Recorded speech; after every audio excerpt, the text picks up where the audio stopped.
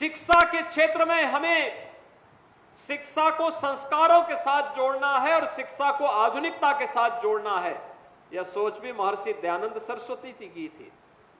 याद करिए डीएवी की संस्थाओं को जो बाद में आर्य समाज ने आगे बढ़ाया था, कितना डीएवी की संस्थाएं एक समय देश की सबसे प्रतिष्ठित शिक्षण संस्थानों में माना जाता था और उसका कार्य का शुभारंभ ही होता था जिसको आज हम मॉर्निंग असेंबली कहते हैं। वहां पर वैदिक प्रार्थना के साथ, हवन यज्ञ के साथ विद्यालय का शुरुआत होता था। एक आध्यात्मिक वातावरण विद्यालय के अंदर स्वतः स्फूर्त भाव के साथ आगे बढ़ता हुआ दिखाई देता था और यह वर्ष अत्यंत महत्वपूर्ण है। ऐसे युग दृष्टा ऋषि महर्षि दयानंद सरस्वती जी के 200वीं जयंती के कार्यक्रम के साथ पूरा भारत जुड़ रहा है, आर्य समाज के प्रणेता को नमन कर रहा है। तो दूसरी ओर आर्य समाज की स्थापना का भी अगले वर्ष से 150वां वर्ष प्रारंभ होने जा रहा है। 150 वर्षों की इस यात्रा में हमने क्या पाया को क्या खोया।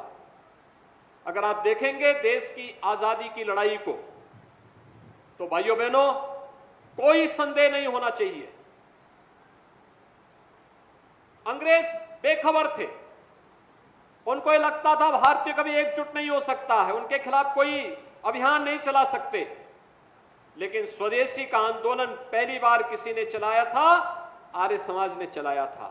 स्वदेशी के माध्यम से उन्होंने जो अंगड़ाई ली, अछूतोद्धार के माध्यम से जो अभियान आगे बढ़ाया था, घर वापसी के जिस कार्यक्रम को आर्य समाज ने आगे बढ़ाया था, यह कार्यक्रम केवल वहीं तक सीमित नहीं था। इस कार्यक्रम ने अनेक क्रांतिकारी पैदा किए। याद करिए काकोरी कांड के महानायक पंडित राम प्रसाद बिस्मिल, ये आर्य समाज की देन थी। आर्य समाज के एक प्रचारक के रूप में शाहजहांपुर में कार्य करते थे और फिर देश की आजादी की लड़ाई को जब अंगड़ाई लेनी थी तो उन्होंने न केवल स्वयं बल्कि अपने साथ अस्फाउल्लाह खां को भी जोड़ा और ठाकुर रोशन सिंह को भी जोड़ करके इस लड़ाई को आगे बढ़ाने का कार्य किया था। उस समय का हर क्रांतिकारी आर्य समाज के साथ जुड़ करके गौरवान्वित महसूस करता था।